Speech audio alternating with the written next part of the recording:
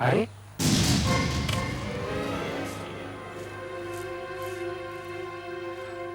ये कौन सोया है?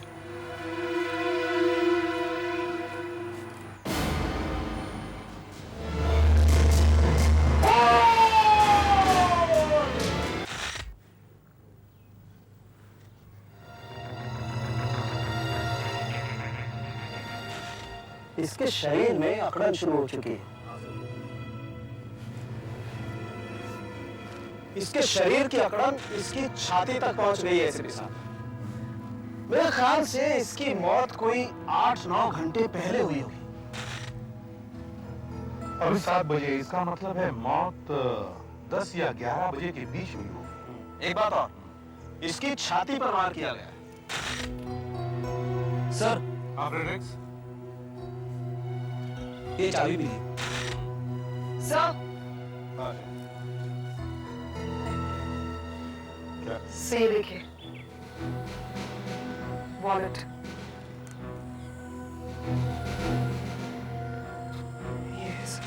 जयराम प्रधान, 18 ग्लोरी विला, 20th रोड। ये तो पास में ही है।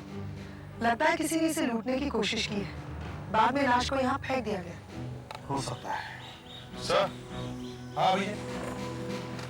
सर ये यहाँ पर पड़ी मिली। क्या?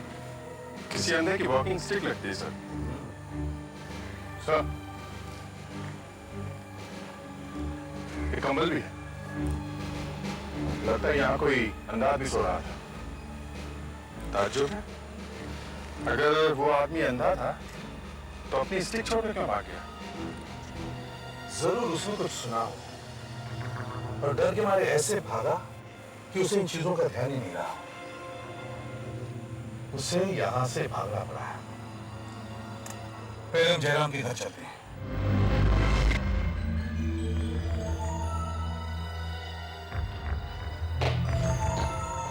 सर, लगता है घर में कोई नहीं है। ताला लगा हुआ है। कल रात से आदमी वहां मरा पड़ा है, फिर भी किसी ने उसे ढूंढने की कोशिश नहीं की, ना किसी ने रिपोर्ट लिखवाई। कहीं अकेला तो नहीं रहता था। सर, जो लाश के पास से चाबी मिली है, खोल के देखें। हाँ चलो।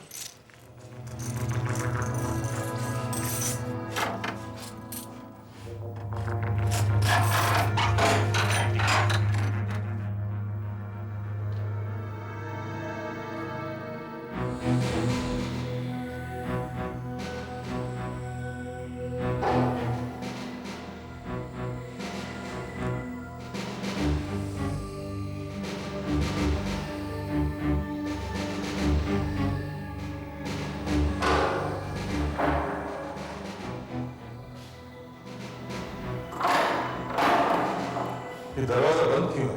अभिजीत, सर, चाबी लगा कर देखो ये खुलता है क्या?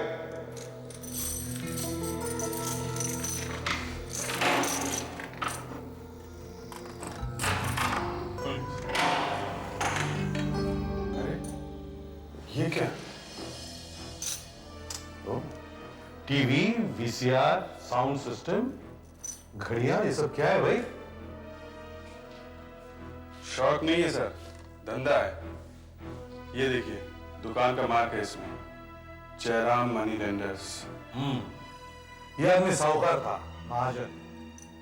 लोगों को सूद पर पैसा देता होगा, उनकी चीजें गिरवी रखता होगा। ये सारी चीजें गिरवी रखी हुई है।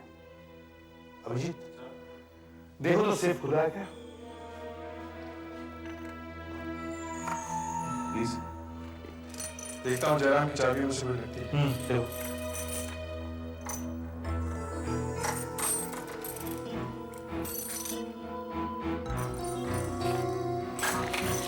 हाँ।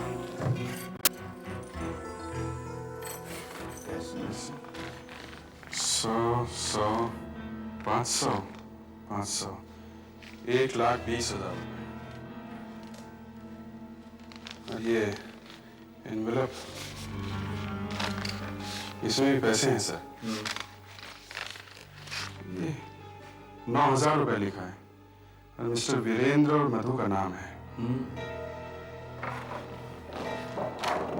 Share certificate, Gabrotex textiles, 100 shares. किसी श्रीकांत एम विनोद के नाम पर। श्रीकांत एम विनोद, जयराम, क्या संबंध हो सकता है? Srikanth M Vinod, 100 shares Gabrotex textiles. Srikanth M Vinod. अरे सर, पड़ोसियों से पता चला है कि यहाँ उनके फैमिली में और कोई भी नहीं है, सिर्फ एक भतीजा है किशन, जो कभी कभी यहाँ आता है। मुझे उसका नंबर मिल गया सर। बुला लो उसे।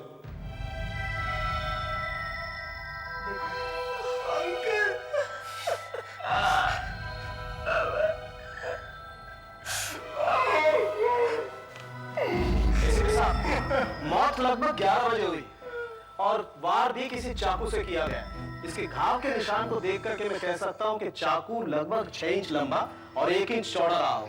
सर, ये है किशन, जयराम जी का भतीजा, और ये है परीक्षित जी। ये जयराम जी की दुकान में काम करते हैं। इन दोनों ने लाश को पहचान लिया है। क्या हो गया? इतने बुजुर्ग आदमी को कोई क्यों मारेगा? किसी ने शायद उन्हें लूटना चाहा था। हमें पास में उनका खाली वॉलेट मिला। एक बात और एसीपी साहब, मुझे इनके पेट में कुछ राजमा के टुकड़े और कुछ आलू पराठा के टुकड़े मिले।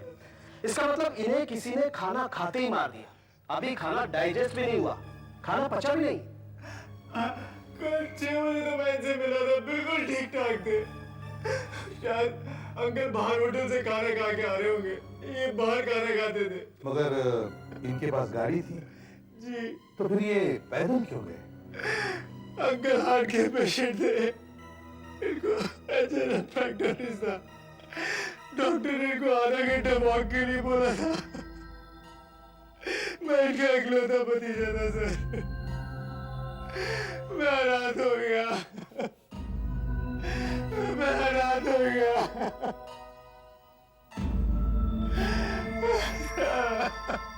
मेरा कोई नहीं, इस दुनिया में मेरा कोई नहीं।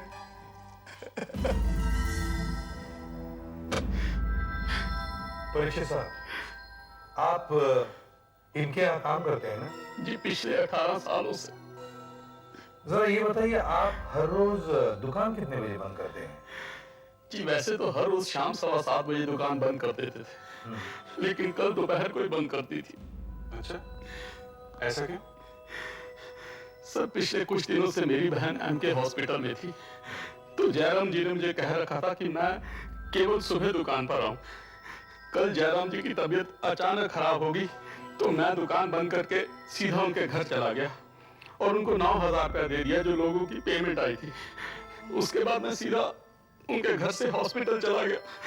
बस वो मेरा उनसे आखिरी बार मिलना था।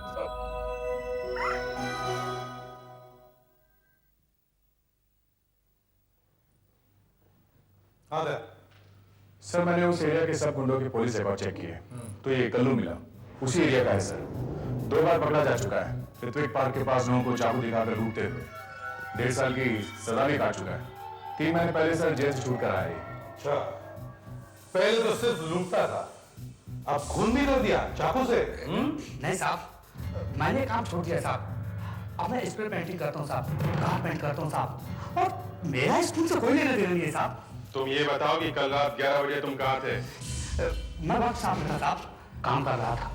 अगर आप लोगों को मेरी बात पर भरोसा नहीं है साहब, तो आप मेरे मालिक से पूछताछ कर सकते हैं। मैं सुबह 5 बजे तक वहीं था। और एक बात बोलूँ साहब, जिसने भी ये काम किया है ना साहब, बहुत ही घटिया किस्म का आदमी रहा होगा, वरना इस बूढ़े आदमी को क्यों मारता हो? जरूर कोई सर फिरा रहा होगा, जरूर कोई गर्दुल्ला होगा, टैक्स लेने वाला। अच्छा, ये हमें वही पास में मिला, किसी अंधे का होगा, सो रहा होगा। इसके बारे में तुम कुछ बता सकते हो? हाँ साहब, इसके बारे में तो जरूर बता सकता हूँ। ये जरूर खरियाली का होगा, वही पार्क में सोता है। खड़ियाली? ये कैसा नाम है? नाम तो नहीं मालूम साहब, अंधा है, टूटी फूटी घड़ी पहनता है, चलती नहीं है साहब, फिर भी वो पहनता है। भिखारी है, यही बगल में नाके में रहता है। आपको वो वही मिलेगा साहब। मदद करो साहब, गरीब अंधे की मदद करो साहब, अंधे की मदद करो, गरीब अंधे की मदद करो साहब, गरीब अंधे की मदद करो। मदद चाहिए? ये लो आपकी छड़ी और ये कंबल भी। ऋत्विक पार्क में भूल आए थे, 12 तारीख की रात को। आप लोग कौन है साहब? आपको मेरा नाम?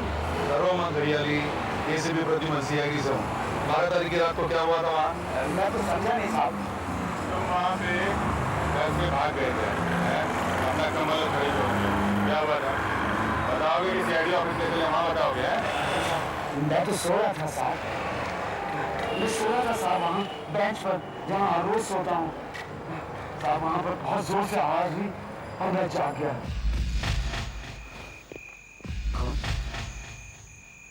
कौन है वहाँ?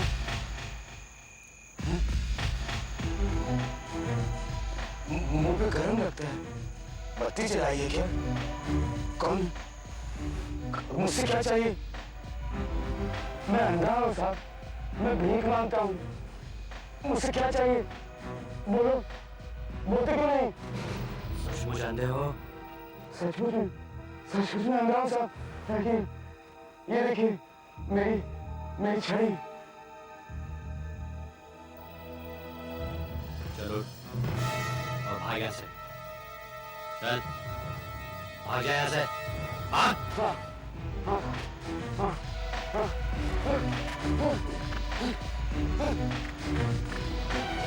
मैं कैसे बताऊं साहब कि वो कौन था? मैं बहुत डर गया था साहब, बहुत डर गया था। और कितने लोग थे? मैं छड़ी छोड़कर भागा भी साहब। हाँ, लेकिन कितने लोग थे? चीख की आवाज सुनी थी, चीख की। और मेरे कान बहुत तेज है साहब, मैंने कोई चीख नहीं सुनी। अच्छा ये बताओ कितने लोग थे? तुमने पैरों की आवाज से तो तुम्हें पता चला होगा। हाँ साहब, पैरों की आवाज से लगता था कि एक ही आदमी। घड़ियाली, ये बता सकते हो कि कितने बजे थे उस वक्त? अंधे से टाइम पूछ रहे हैं साहब। मेरे लिए क्या दिन और क्या रात। अरे साहब, रात का 10 बजा होगा, क्योंकि मैं गाड़ी की तरफ आया था तो मैंने दुकानों के शटर बंद होने की आवाज ही सुनी थी साहब। अच्छा ये बताओ, तुमने बताया था गाड़ी से कुछ आवाज आ रहा है? हाँ साहब। कैसी आवाज थी? अब मैं कैसे बताऊं साहब? वो जो जहाँ से धुआं निकलता है ना साहब। साइलेंसर? हाँ साहब, हाँ साहब, हाँ। उसके फटने की आवाज थी, पटाखों जैसी आवाज थी साहब। लेकिन साहब एक बात बोलूं, गाड़ी की हालत बहुत खराब थी। पुरानी गाड़ी होगी, मेरे ख्याल से वही गाड़ी है। अच्छा घड़ियाली, तुम हमारे साथ चलो। हैं? चलो आओ, डरो मत।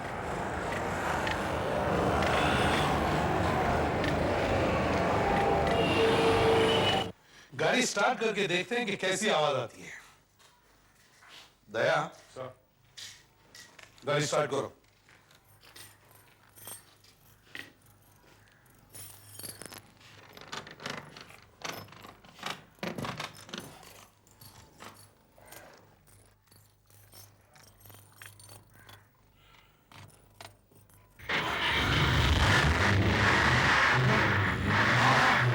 ऐसी आवाज थी साहब, ऐसी आवाज थी, यही आवाज है। यही गाड़ी है साहब।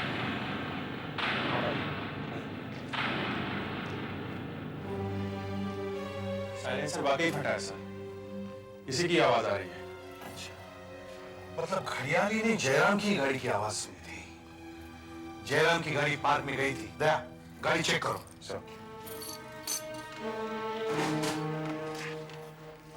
अच्छी तरह से चेक करो।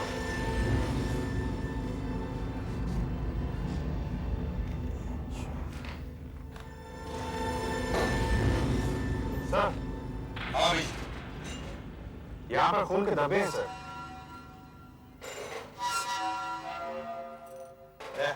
सर, गाड़ी से फिंगरप्रिंट्स ले लो, स्टीयरिंग व्हील से, दरवाजे से, हैंडल से, सब जगह से। बाकी लोग मेरे साथ आओ। प्रेडिक्स, दरवाजा खोलो। सर।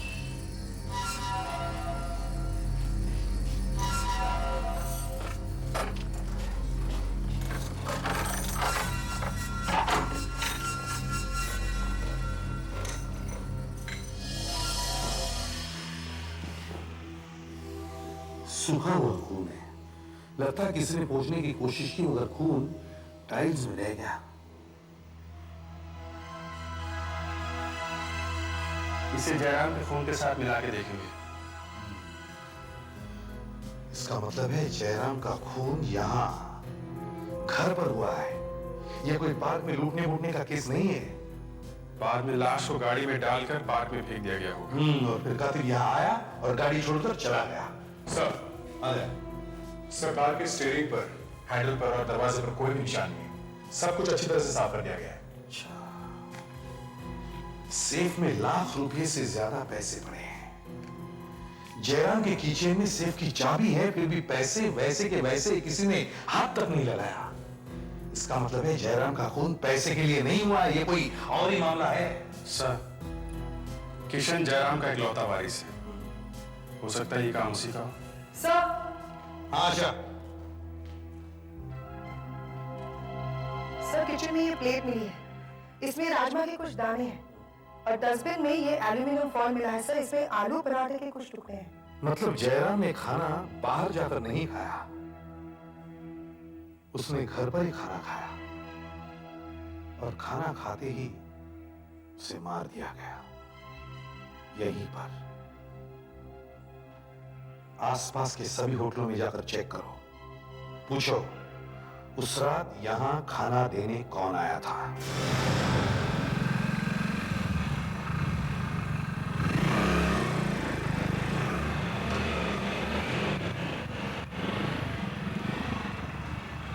ये इसी होटल से जयराम के घर में खाना जाता था, पर उस रात नहीं गया। मैंने भी 4 रेस्टोरेंट चेक किए सर, 2 में तो आलू पराठे बनते ही नहीं है और बाकी 2 घर में खाना नहीं बेचते। इधर पायल और स्वागत है, वो मैंने चेक किया, उनके यहाँ भी होम डिलीवरी नहीं। सुधाकर को भी कुछ पता नहीं चला सर। एरिया के लगभग सारे होटल चेक हो गए, किसी के यहाँ आलू के पराठे नहीं है, किसी के यहाँ होम डिलीवरी नहीं है। ये जयराम के घर खाना गया कहां से?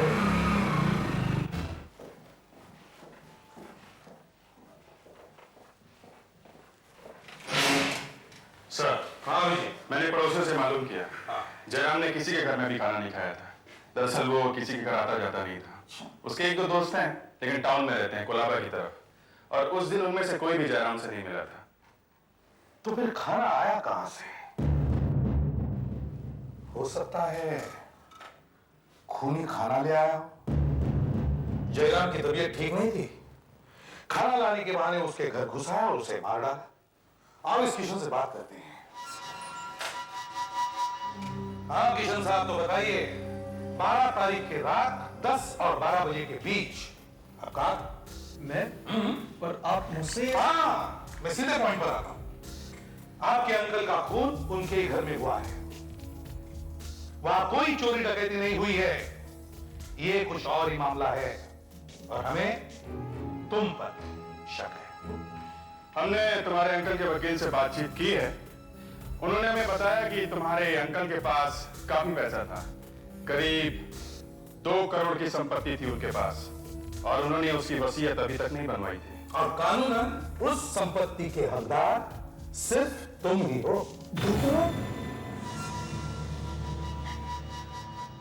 अब मुझे पता तो था कि अंकल के पास पैसा है, लेकिन इतना पैसा है ये मुझे नहीं पता था।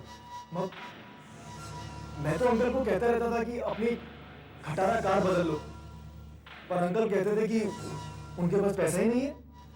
वो 1 मिनट, आपका मतलब कि मैं 2 करोड़ के लिए अंकल का खून कर दूंगा? हाँ, शायद तुम्हें पैसों की जरूरत हो, और 2 करोड़ रुपए तुम्हें तभी मिलते जब तुम्हारे अंकल की मौत हो जाती। इसलिए तुमने सोचा कि अंकल को उड़ा ही देते हैं। फिर अब साफ साफ बताओ कि उस वक्त तुम कहाँ थे? मैं पिक्चर देखने गया था, वर्का थिएटर में। अकेले गए होंगे? जी किसी ने देखा भी नहीं होगा? देखा नहीं। हमेशा यही होता है सर, आदमी अकेले पिक्चर देखने जाता है और किसी ने भी उसे नहीं देखा होता है। देखो, हमारी परमिशन के बगैर तुम ये शहर छोड़ नहीं सकते। मैं तुम्हें गिरफ्तार नहीं कर रहा हूं, मगर याद रखो तुम पर कड़ी नजर रखी जा रही है। सुधाकर सर, चलो।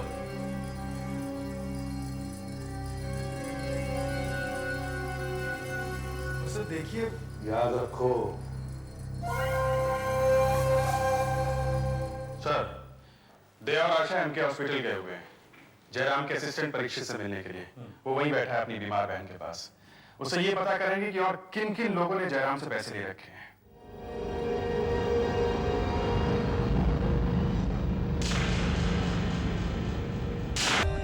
For more updates, subscribe to our channel, click the show links and enjoy watching the videos.